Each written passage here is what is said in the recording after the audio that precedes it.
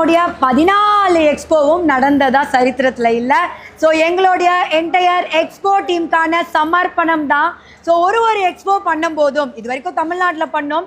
இப்போ அதர் ஸ்டேட்லாம் போகும்போது பார்த்தீங்கன்னா குறைஞ்சபட்சம் ஒரு வாரம் எங்களுக்கு தேவைப்படும்.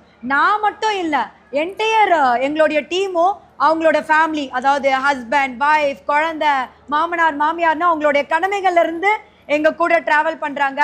இது ஜோக் கிடையாது. பிகாஸ் கண்டினியூவாக 3 வீக்ஸ் ஒன்ஸ் ரொட்டீனில் இந்த வேலை பண்ணுறாங்க.